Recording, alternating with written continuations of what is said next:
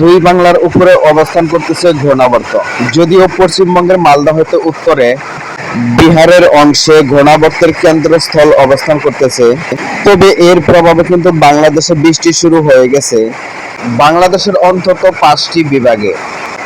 যদিও গতিবেগ রয়েছে 15 থেকে 20 কিলো, সর্বোচ্চ বাতাসের ঝাপটা রয়েছে কিছু কিছু অংশে 40 থেকে 45 কিলো। পশ্চিমবঙ্গের উত্তরবঙ্গের আলিপুরদুয়ার, গোয়ালপাড়া সহ কিন্তু এই মুহূর্তে বৃষ্টি হচ্ছে।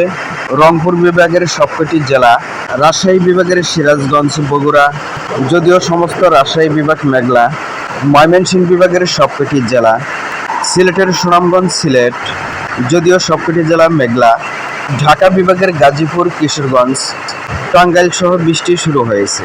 এই মেঘ কিন্তু ক্রমশই বিস্তার লাভ করতে চলেছে, খুলনা বিভাগের মেহেরপুরে পৌঁছে যাওয়ার সম্ভাবনা রয়েছে। এছাড়াও বরিশালে আরো একটি খণ্ডমেঘ সৃষ্টি হয়েছে, প্রবল বজ্রপাত সহ কিন্তু বৃষ্টি লক্ষ্য করা যাচ্ছে, সেই সাথে রয়েছে ঝোড়ো হাওয়া।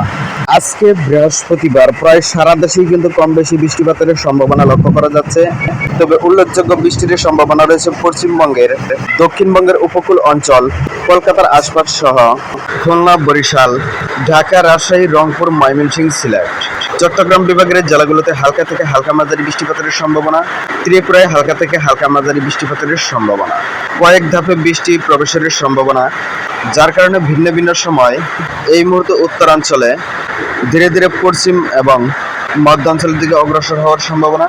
দুপুরের দিকে পশ্চিমবঙ্গ, খুলনা, বরিশাল, সেই সাথে চট্টগ্রামে হালকা থেকে হালকা মাঝারি বৃষ্টিপাতের সম্ভাবনা।